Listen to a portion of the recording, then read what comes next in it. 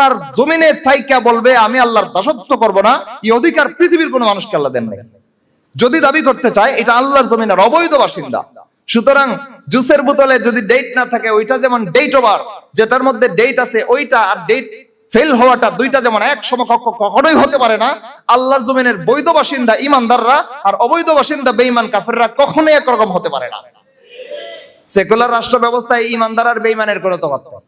ধর্ম যার যার রাষ্ট্রসভা। কে দিয়েছে অধিকার? এই কথা বলার অধিকারটা কে দিয়েছে? ধর্ম যার, বসবাস করার অধিকার তার। দিন আল্লাহর, আল্লাহর জমিনে থাকে যদি আল্লাহর দিনের অনুসারীরা থাকবে। অবৈধ বাসিন্দারা যদি থাকে ইসলামের বিধান মতো, ইসলামী রাষ্ট্র ক্ষমতায় বেঈমানরা থাকলে যদি জিম্মি কাফের হয় কর দিয়া থাকবে। আর যদি কর দিতে না হয় ওয়া ইম্মা সাইফ বিসাইফ। ইতিহাস খোঁজেন, সাহাবায়ে কেরাম যখন রাসূল সাল্লাল্লাহু আলাইহি ওয়াসাল্লামের সাথে বিভিন্ন যুদ্ধে অংশগ্রহণ করতেন, রাসূলের পরে সাহাবায়ে কেরাম যখন ইসলামের বিজয় অভিযান নিয়ে পৃথিবীর দেশে দেশে জিহাদ করেছেন, অনুসন্ধান করে দেখেন ইতিহাস, প্রত্যেকটা ইতিহাসে জাজুল্যমান দৃষ্টান্ত আছে। সাহাবায়ে কেরাম যুদ্ধের ময়দানে গেলেই বেঈমান কাফেরদেরকে তিনটা বিষয় পেশ করার পরে যুদ্ধে লিপ্ত হতেন। কয়টা? তিনটা। প্রথম নাম্বার ইম্মাল ইসলাম। ভাই তোমরা ইসলাম সম্পর্কে জানো না? নতুন ধর্ম এসেছে, রাসূল মুহাম্মদ সাল্লাল্লাহু আলাইহি সাল্লাম নিয়ে এসেছেন, ইসলাম গ্রহণ করে ফেলো, তোমরা আমাদের ভাই, আমরা তোমাদের ভাই হয়ে যাব, যুদ্ধ করব না। হ্যাঁ, স্বেচ্ছায় যদি গ্রহণ করতে না চাও, লা ইকরাহা ফিদ্দিন, দ্বীনের ব্যাপারে জবরদস্তি নাই। তুমি ইসলামকে বুঝা গ্রহণ করতে চাও না, আমি তলোয়ার দিয়ে মাইরা করাবো না, আল্লাহ আমাকে শিক্ষা দেন নাই। বুঝা গ্রহণ করবো, তুমি আমার ভাই হয়ে যাবে। তবে হ্যাঁ, বুঝা যদি গ্রহণ করতে না চাও তাইলে তোমাকে বিকল্প দেওয়া হয়েছে একটা, ও এমাল জিজিয়া, 2 নম্বর ব্যবস্থাপনা। কর দাও ইসলামের রাষ্ট্র ব্যবস্থাকে, তুমি মুসলিম রাষ্ট্র প্রধানের অনুগত প্রজা হয়ে থাকবা, কর দিয়া থাকবা, মুসলিম রাষ্ট্র প্রধান তোমাকে নিরাপত্তা দিবে। এটা আমাদের পয়েন্ট মনে রাখেন। ইসলামী রাষ্ট্র ব্যবস্থায় বেঈমানও নিরাপত্তা পাওয়ার হকদার কি হকদার না? যদি কর দেয় তাহলে বেঈমানও ইসলামী রাষ্ট্র ব্যবস্থায় রাষ্ট্র প্রধানের কাছে নিরাপত্তা পাওয়ার হকদার, অধিকার, রাষ্ট্রীয় অধিকার পাওয়ার হকদার। ইসলাম দেখেন কত সুন্দর ধর্ম। পৃথিবীর কোন ধর্মটা আপনি দেখাইতে পারবেন? আনেন খ্রিস্টান ধর্ম, দেখাইতে পারবেন খ্রিস্টান ধর্মাবলম্বী কোন রাষ্ট্র, অথবা যে রাষ্ট্রগুলো খ্রিস্টান বিধিমালায় চলে ওই রাষ্ট্রে মুসলমানদের থাকার, মুসলমানদের দিন পালন করার স্বাধীন অধিকার দেওয়া রয়েছে, এমন কোন বিধান খ্রিস্টান ধর্মে দেখাইতে পারবেন? আনেন ইহুদি ধর্মের সংবিধান, আনেন ইহুদি ধর্মের বিকৃত কিতাব তাওরাত নিয়ে আসেন, আইসা দেখেন ওইখানে রাষ্ট্র ব্যবস্থাপনার কোন ব্যবস্থাপনাই দেওয়া নাই। পূর্ণাঙ্গ ধর্মই ছিল না, কিসের রাষ্ট্র ব্যবস্থা? এরপরে মন গড়াভাবে যদি প্রণয়ন করে, সেখানে মুসলমানদের সাথে ইহুদিরা কি করতে পারে ফিলিস্তিনে তাকান, বুঝতে পারবেন, বুঝতে অসুবিধা হবে না। কিন্তু ইসলামের 1000 বছরের সোনালী যুগের ইতিহাস অধ্যয়ন করেন, চোখের সামনে নিয়ে আসেন, বহু এমন দৃষ্টান্ত রয়েছে, শত শত সহস্র সহস্র এমন দৃষ্টান্ত রয়েছে বেঈমান ইমানদারের কাছে এসে সুবিচার পাইছে। হয়েছে না হয় নাই? খুদ রাসূলের জীবন থেকে দেখেন, এক মুনাফিক আর এক ইহুদি ঝগড়া করেছে, সবাই জানেন ঘটনা। বিচার নিয়ে গেছে ইহুদি, ইয়া ভাই মুহাম্মদ তোমার ধর্মের অনুসারী, রাসূল তো আর জানেন না সাথে মুনাফিক, রাসূল তো আর আলেমুল গায়েব ছিলেন না, বলতেছে মুহাম্মদ তোমার ধর্মের অনুসারী, সে আমার সাথে এরকম এরকম করছে। রাসূল বললেন কি তুমি এরকম করছো? বলল রাসূল হ্যাঁ এই বিষয়টা এরকম এরকম। বলার পরে রাসূল ইহুদির পক্ষে ফয়সালা দিয়েছেন, কারণ ইহুদি এখানে ন্যায় আর মুসলমান নামদারি মুনাফিকটা ছিল অন্যায়। আল্লাহর রাসূল সাল্লাল্লাহু আলাইহি ওয়াসাল্লাম ন্যায় অন্যায় ফয়সালা করতে গিয়া ইহুদির পক্ষে ফয়সালা দিয়েছেন। ও ভাই, তাইলে একজন ইহুদিও ইসলামী রাষ্ট্র ব্যবস্থার কাছে সুবিচার পায় কি পায় না? পায় কি পায় না ভাই? দেখেন রাসূলের জীবনে পাইছে নি? পাইছে তো। আজকের দুনিয়ায় এমন একটা ইহুদির রাষ্ট্রীয় ব্যবস্থাপনা আমাকে দেখান যে ইহুদিদের রাষ্ট্র ব্যবস্থায় কোন মুসলমান তার অধিকার পাইছে। অধিকার পাইবে দূরের কথা, অস্তিত্ব নিয়ে সংকট ফিলিস্তিনে তো দেখতেই পাচ্ছি আমরা। সুতরাং বেঈমানদের কাছে আল্লাহর বিশ্ব, আল্লাহর দুনিয়া বেঈমানদের কাছে আগেও নিরাপদ ছিল না, এখনো নিরাপদ না, কিয়ামতের আগ পর্যন্ত আল্লাহর দ্বীন অস্বীকারী কোন বেঈমানের কাছে আল্লাহর জমিনের 1 ইঞ্চি জায়গাও নিরাপদ না। জমিনের নিরাপত্তা যদি আল্লাহ দিয়ে থাকেন, মুসলমানদের হাতে দিয়েছেন, কর্তৃত্ব যদি দিয়ে থাকেন, মুসলমানদের হাতে দিয়েছেন, বেঈমান কাফেরদেরও রাষ্ট্রীয় নিরাপত্তার ব্যবস্থা নিশ্চিত করার কোন দায়িত্ব যদি আল্লাহ কোন ধর্মাবলম্বীকে দিয়ে থাকেন, সেটা একমাত্র মুসলমানরা। এতটুকুর পরেও মুসলমানদের পতনে বিশ্বের কি ক্ষতি হলো আজকে আমার জাতি ভাই মুসলমানরা বোঝে না। যাই হোক, মূল কথায় যাই। দেখেন জিন জাতি আল্লাহর জমিনে বসবাসের অধিকার হারাইছে কেন? ইবাদত করার দায়িত্ব থেকে ছিটকে পড়েছে। সুতরাং জমিন সেকুলারিজম চর্চা করার জায়গা না, এটা আল্লাহর ইবাদতের জায়গা। যারা ইবাদত করতে রাজি থাকে তারা জমিনের বৈধ বাসিন্দা, ইবাদত করতে অস্বীকার করলে আল্লাহর জমিনের অবৈধ বাসিন্দা। ডেট ওভার আর ডেট আপডেট কখনোই এক সমান হয় না। সুতরাং সেকুলারিজমের কুফর আমাদের চোখের সামনে দৃশ্যমান সুস্পষ্ট কুফর, যেখানে ঈমানদার আর বেঈমানের কোনো তারতম্য নাই, সব সমান। সুচ্চার থাকবেন, খেয়াল রাখবেন। এবার মূল কথায় যায়, জিন জাতি উৎখাত হলো। আসলো মানব জাতি। আল্লাহ রাব্বুল আলামিন সৃষ্টি করলেন মানব জাতি। প্রথম মানুষটাই সৃষ্টি করলেন আদম আলাইহিস সালামকে। সৃষ্টি করার আগে ফেরেশতাদেরকে ডাইকা নিয়ে বললেন, ইন্নী জাইলুন ফিল আরদি খলিফা, আমি জমিনে আমার প্রতিনিধিত্বকারী সৃষ্টি করতে চাই। প্রতিনিধির দায়িত্ব কি ভাই? প্রধান দায়িত্বশীল যদি নিজে উপস্থিত হতে না পারে বা নিজে উপস্থিত না থাকে, তাইলে নিজের দায়িত্বটা প্রতিনিধিকে দিয়া সম্পাদন করায়। ঠিক তো ভাই? তা আল্লাহ রাব্বুল আলামিন জমিনে বাস করার জন্য মুখাপেক্ষী না, আল্লাহ রাব্বুল আলামিন সম্পূর্ণ অমুখাপেক্ষী সত্তা। জমিনে বাস করার জন্য আমাদেরকে বানাইছেন, তিনি জমিনে আসবেন না, দেখা দিলে আমরা সহ্যও করতে পারবো না, আমাদের এই ধারণ ক্ষমতা নাই। আল্লাহ রাব্বুল আলামিন আল্লাহ শান মতো আল্লাহর মতো করে আল্লাহ থাকেন। আমাদেরকে দিয়েছেন জমিনে বসবাস করা আর আল্লাহর ইবাদত করার দায়িত্ব। সেই জমিনে বাস করার সময় কেমনে চলতে হবে, কোন কাজ করতে হবে, কোন কাজ ছাড়তে হবে, এইটা আল্লাহ গাইডলাইন দিয়েছেন সর্বশেষে কোরআনে আর হাদিসে। যারা মাইনা চলবে এরা আল্লাহর জমিনের বৈধ নাগরিক। এবার আসেন আল্লাহর জমিনের প্রতিনিধিত্ব করার দায়িত্ব বলতে আমরা কি বুঝি? জমিন আল্লাহ বানাইছেন, যেমনে জমিনটা চললে আল্লাহ খুশি হবেন। জমিনে অধিবাসী আল্লাহ প্রধান দুইটা অধিবাসী বানাইছেন, জিন আর মানব জাতি, ইবাদতের দায়িত্ব দিয়া।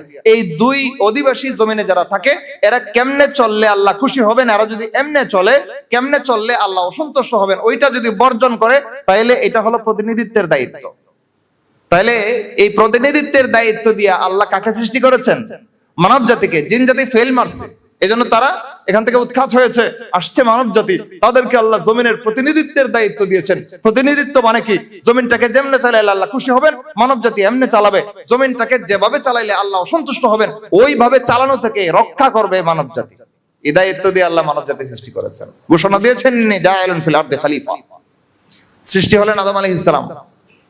কিছুদিন যাওয়ার পরেই আদম আলাইহিস সালামের সন্তানদের মধ্যে কিছু কাফের মুশরিক তৈরি হয়ে গেল। এরপরে আসলেন শীস আলাইহিস সালাম। আস্তে আস্তে আস্তে আস্তে লক্ষাধিক নবী রাসূল পৃথিবীতে আসছেন কি আসছেন তো। এই লক্ষাধিক নবী রাসূলের কাজ কি ছিল? আল্লাহর জমিনটাকে আল্লাহর প্রতিনিধিত্বের আদলে সাজানো, আল্লাহর জমিনটাকে আল্লাহ যেমনে পছন্দ করেন এমনে চালানোর ব্যবস্থা করা, যেমনে পছন্দ করেন না ওইটা থেকে রক্ষা করা। সোয়া লক্ষ অথবা লক্ষাধিক নবী রাসূল পৃথিবীতে আসছেন আর গেছেন।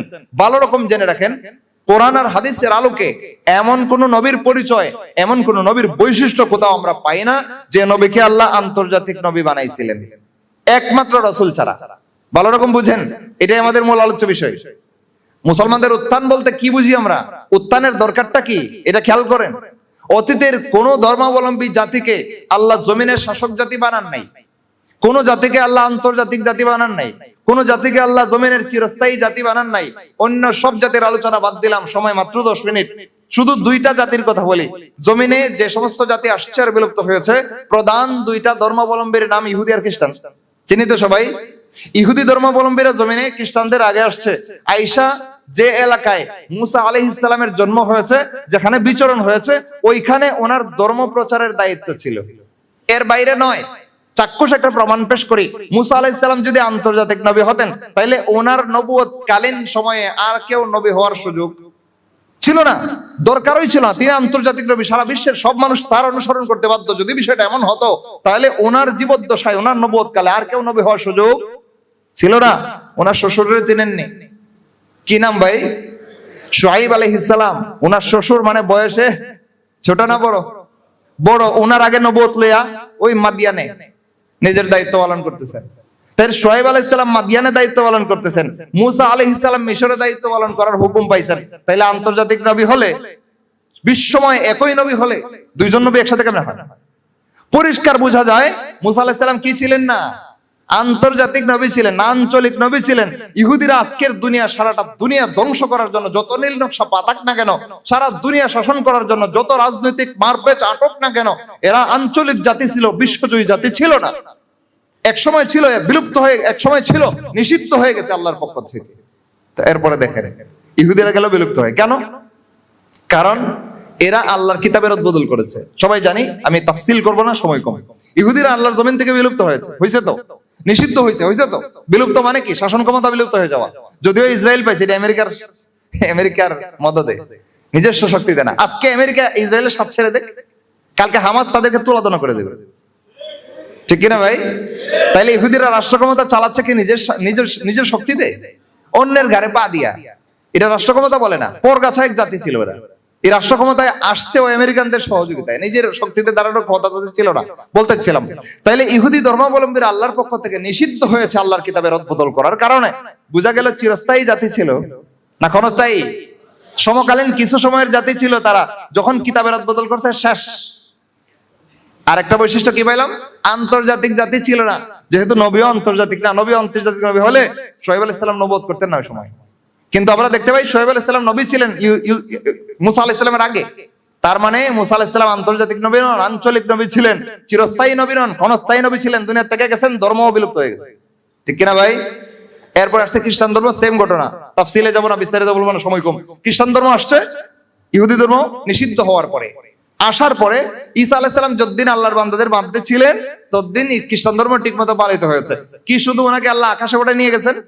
এর কিছুদিন পরে ইহুদিরা যেই পাপ কইরা আল্লাহর দেওয়া ধর্ম হারাইছে, সেম পাপ কইরা খ্রিস্টানরা আল্লাহর দেওয়া ধর্ম হারাইয়া আল্লাহর জমিন থেকে নিষিদ্ধ হয়েছে।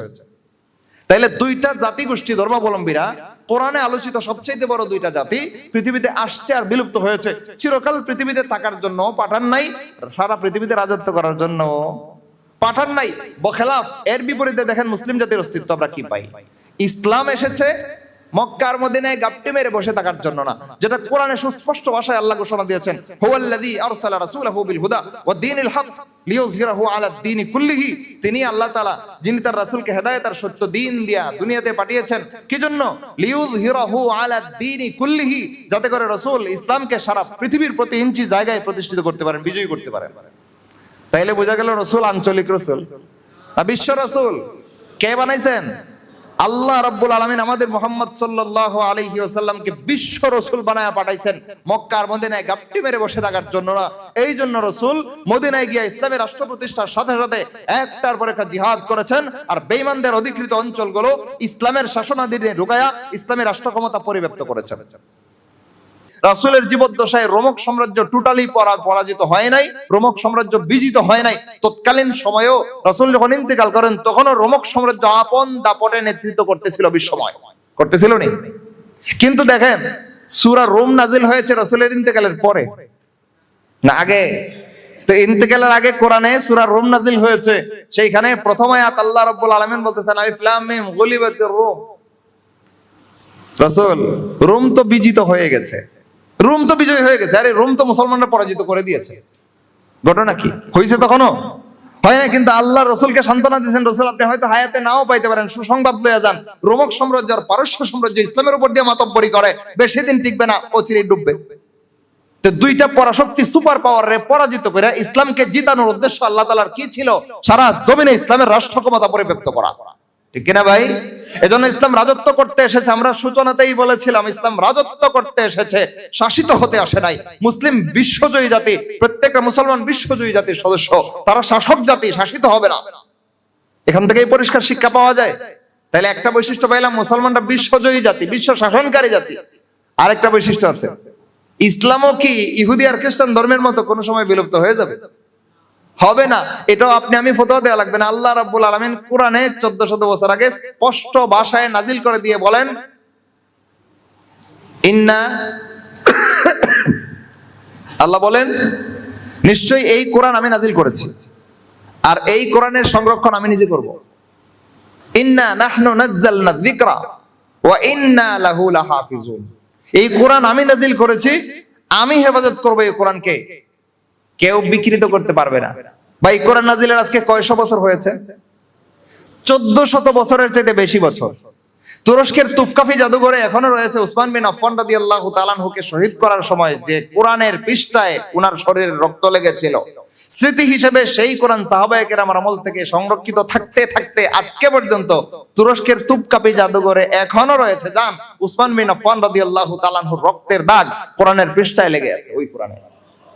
তো ওই ঐতিহাসিক কোরআন 1400 বছর আগের কোরআন। আল্লাহ যে বলেছেন কোরআন আমি নাজিল করেছি, আমি সংরক্ষণ করব, পরিষ্কার বাস্তবতা আমরা দেখতে পাই। আজকের কোরআনের এইটুকু কপি ওই তুফকাফি জাদুঘরে নিয়ে উসমান রাদিয়াল্লাহু তাআলা আনহু লিপিবদ্ধ কোরআনের সাথে মিলায় দেখেন, একটা শব্দ একটা অক্ষর কোনো বেশ করে নাই। তার মানে আল্লাহ আল্লাহর ওয়াদা রাখছেন কি রাখেন নাই? রাখছেন। শুধুই 1400 বছর। হাদিসে এসেছে কোরআন অবিকৃত থাকবে, কোরআনের প্রত্যেকটা হরফ আপন আপন জায়গায় বহাল থাকবে কিয়ামতের আগ পর্যন্ত। দুনিয়া ধ্বংস হওয়ার পূর্বক্ষণে আল্লাহ রাব্বুল আলামিন অক্ষরগুলো উঠাই নিয়ে যাবেন, কারণ দুনিয়া ধ্বংস হয়ে যাবে, আর দরকার নাই। এর আগ পর্যন্ত পৃথিবীতে কোরআন অবিকৃত থাকবে, আপন অবস্থায় থাকবে। তার মানে কোরআন সাময়িক কিছু সময়ের জন্য এসেছে না চিরস্থায়ী? তো কোরআন যদি চিরস্থায়ী হয়, সেই কোরআনের বিশ্বাসী, সেই কোরআনের ধারক, সেই কোরআনের বাহক মুসলমান জাতি ক্ষণস্থায়ী? পৃথিবীর চিরস্থায়ী জাতি, চিরকাল পৃথিবীতে রাজত্ব করার অধিকার মালিকের কাছ থেকে কেউ যদি নিয়ে এসে, সেটা একমাত্র মুসলমান জাতি। মুসলমান জাতি ছাড়া পৃথিবীতে যত জাতি গোষ্ঠী বাস করে, একটাও আল্লাহর জমিনে কর্তৃত্ব করা দূরের কথা, বাস করার অধিকার রাখে না। শুধুমাত্র আল্লাহ রাব্বুল আলামিন তাদেরকে নাজ নিয়ামত খাওয়ায়া লালন পালন করতেছেন। তিনি রহমান, জমিনে তিনি বেঈমানরেও দয়া করেন, ইমানদাররেও দয়া করেন। এই বলিষ্ঠ গুণের কারণে তিনি বেঈমানরেও পানি খাওয়াচ্ছেন, ইমানদাররেও খাওয়াচ্ছেন। বেঈমান